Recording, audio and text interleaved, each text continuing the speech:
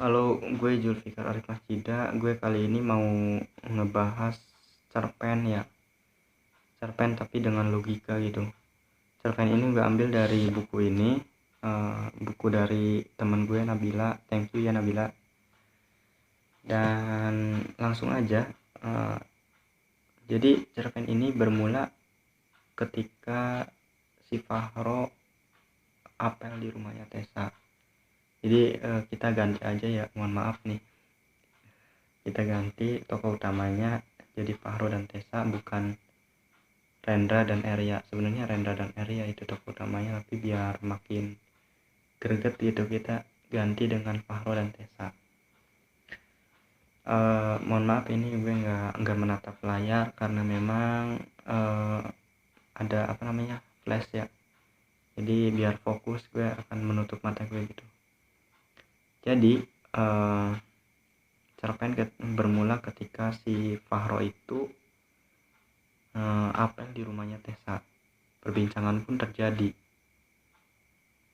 uh, si Tessa bilang bahwa si Tessa bilang mau kemana nih ya, kita di rumah aja, di rumah mulu gitu. Kata Sparo, ya udah di sini aja, lagi pula hujan. Kata si Tessa, oh ya udah bagus, di sini aja. Padahal ternyata nih si Tessa itu adalah secret admirer-nya Pahro gitu. Secret admirer-nya Pahro. Nah, kita bahas dulu nih satu-satu nih. Boleh nggak sih kita jadi secret admirer? Kalau menurut gue boleh, tapi sebentar aja gitu, jangan terlalu lama. Hal yang paling mengerikan, bukan mengerikan sih, paling menyedihkan adalah ketika orang yang lu sukai itu tidak tahu keberadaan lu gitu. Itu sangat menyakitkan lah gitu.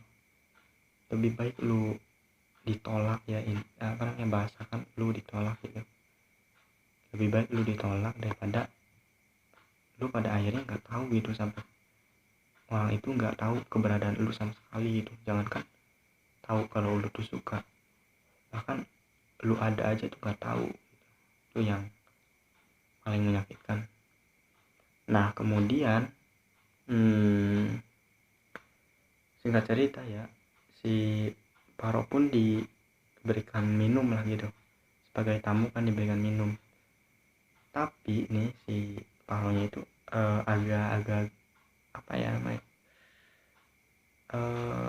membuat baper si Tessa lah gitu.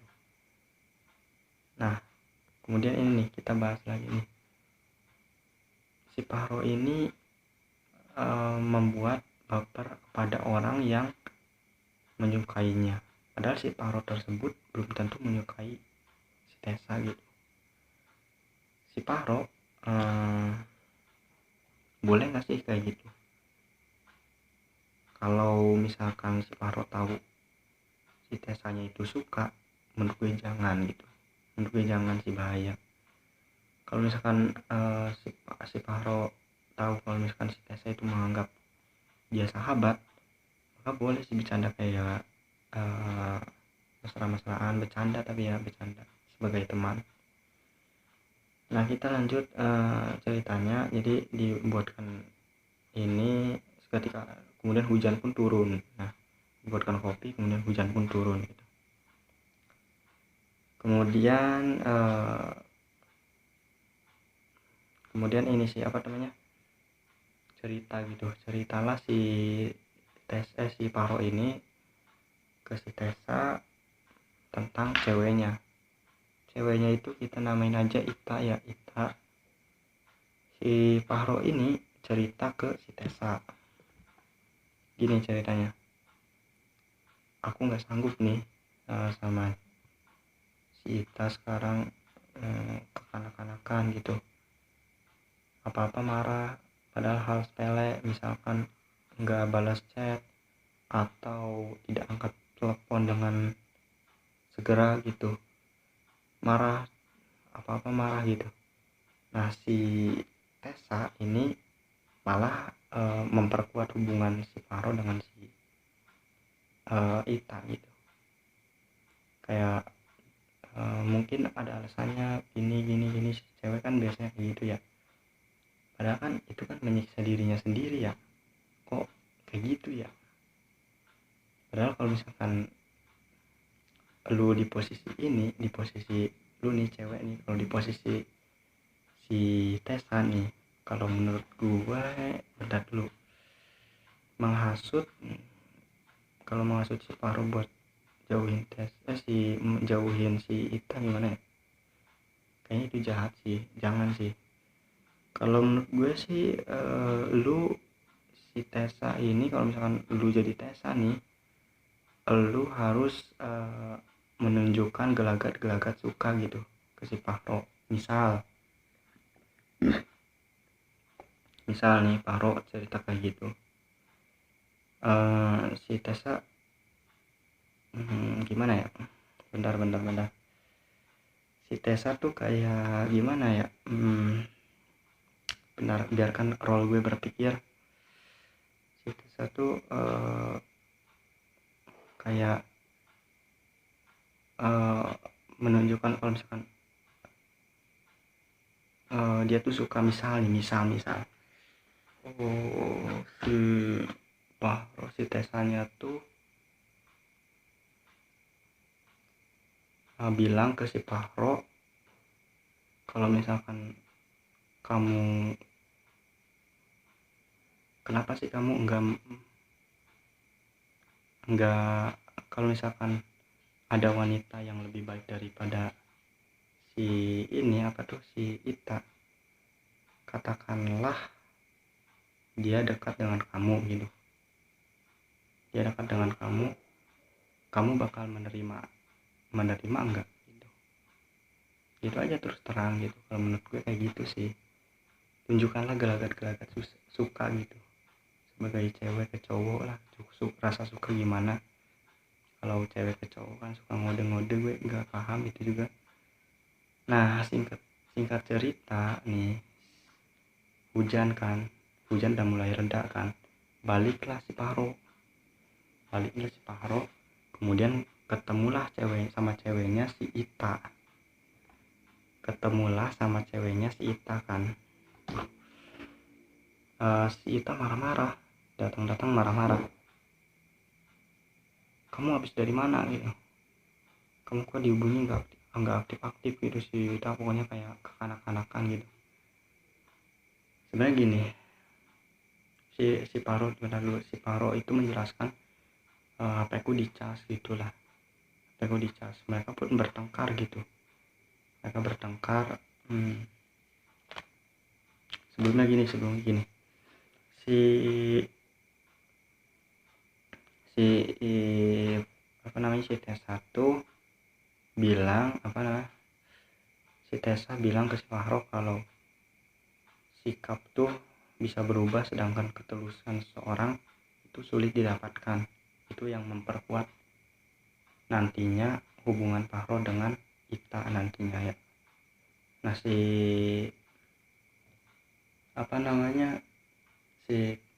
si Tessa tuh salahnya di situ sih. Selain itu gini sih, nantinya tuh si Fahronya tuh bakal akan terjadi hal-hal tak terduga lah gitu. Kalau misalkan hubungan lebih lanjut kayak menikah gitu. Nah, kenapa? Kalau menurut gua ya, carilah pasangan yang tidak bisa diubah gitu. Maksud gue, lu harus mencari pasangan yang cocok atau klop gitu. Kalau misalkan buat belajar, oke buat belajar percintaan, cinta monyet gitu, nggak serius. Kalau misalkan lu mau melanjutkan hubungan ke taraf yang lebih serius, menurut gua lu carilah pasangan yang langsung cocok gitu. Pasangan cocok tuh yang seperti apa? Pasangan yang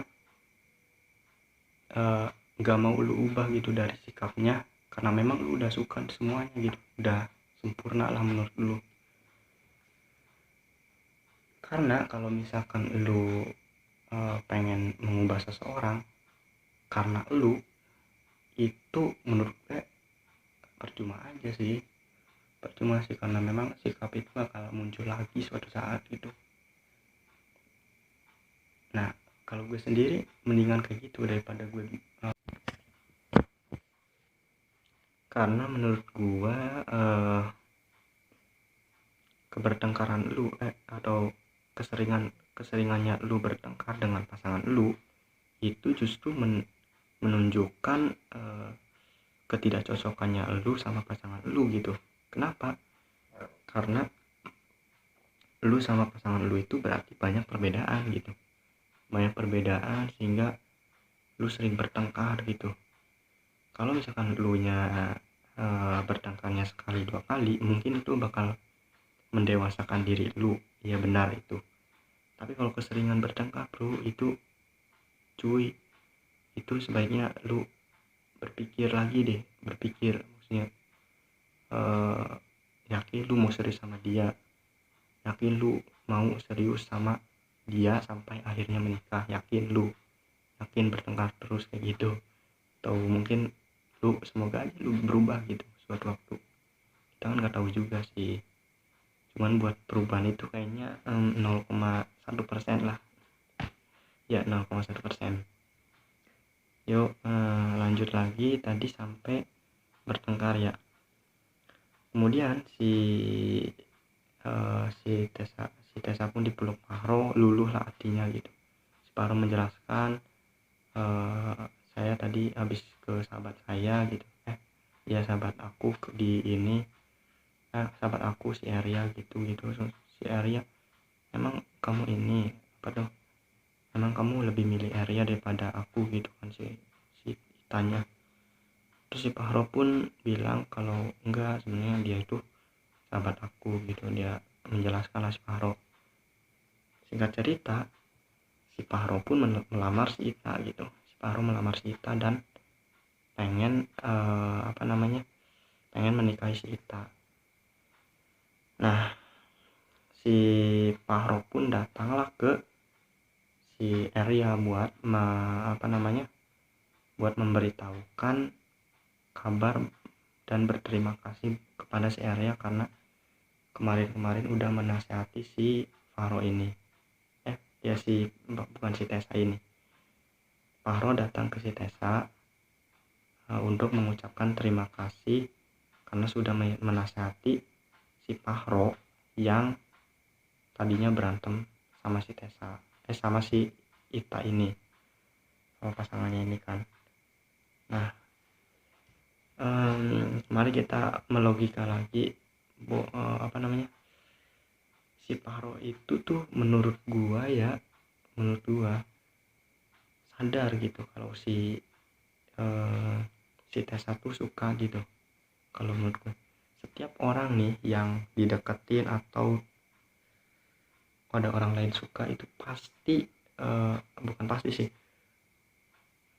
kemungkinan besar dia tuh tahu kalau ada orang, kalau si A si B itu suka lah, itu ada auranya tersendiri. Kalau menurut gue ya itu pasti tahu lah si Pahro tuh.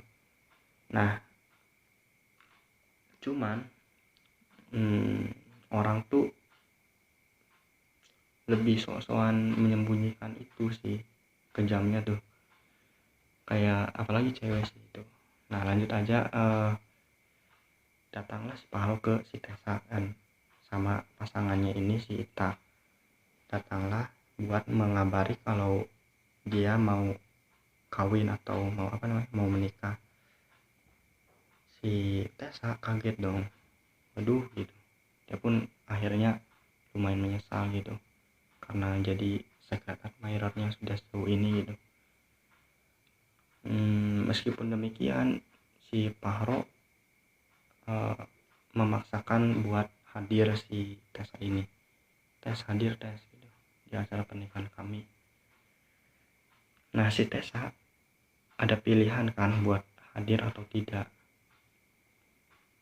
Melogika lagi di sini, kita melogika di sini kalau menurut gua ya si Tessa tuh gak usah hadir, karena itu bakal membuat lu pikiran lu berantakan gitu. Kalau misal lu suka cinta banget sama dia, lu gak usah hadir di pernikahan yang kurang penting gitu. Kenapa sih lu gak melakukan sesuatu yang penting gitu daripada menghadiri acara itulah? Kalau menurut gue ya daripada yang menyakiti hati sih nggak penting sih. Justru yang menyakiti hati seperti itu nanti membuat lu jadi malas belajar, jadi malas berkarya, jadi malas nyari duit. Itu harus dipikirin lebih lanjut kan. Itu yang penting maksud gua tuh itu yang penting. Nanti kalau misalkan lu sakit hati, lu bunuh diri gitu kan, nggak gitu pokoknya. Nah kemudian si Tessa pun hadir gitu, tapi sebelumnya dia nulis puisi dulu kan, dia kan orangnya puitis ya, nulis puisi tentang secret admirer-nya itu, diberikanlah ke si Fahro lewat orang gitu, laki-laki, lewat laki-laki gitu. Ini dari siapa mas? Atau orang tersebut ini dari perempuan gitu, dari perempuan yang gak banyak bicara gitu dan tidak menunjukkan identitasnya. Fahro pun buka, ternyata ada tulisan dari Tessa gitu. Tulisannya gini, untukmu yang aku cintai secara diam-diam, Tessa gitu. Kalau menurut gue siapa yang salah ya jadinya? Jadi serba salah bro, yang laki-laki salah, yang cewek juga salah. Tapi kita nggak tahu dulu nih, lanjutin dulu ceritanya. Si si Fahro pun membaca puisi itu sampai puisi apa cerpen gitu, pokoknya membaca sampai habis gitu. Kemudian Fahro pun menyesal gitu, dalam artian kok gue nggak tahu gitu, padahal menurut gue itu bohong bro, itu bohong cuy, itu sebenarnya tahu gitu. Kalau menurut gue ya, orang itu jadi pura-pura tahu gitu, jadi sok-sokan gitu.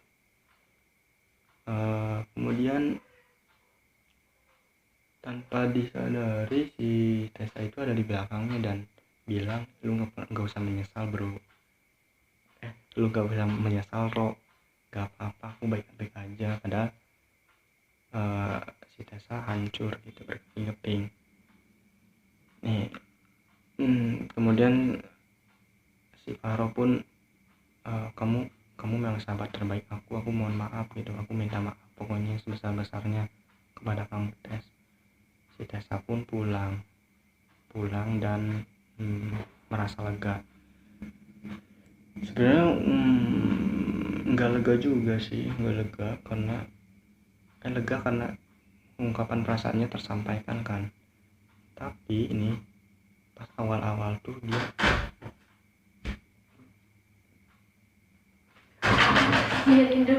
enggak,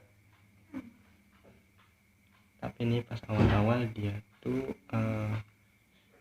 padahal bisa mendapatkan hatinya si Fahro kan.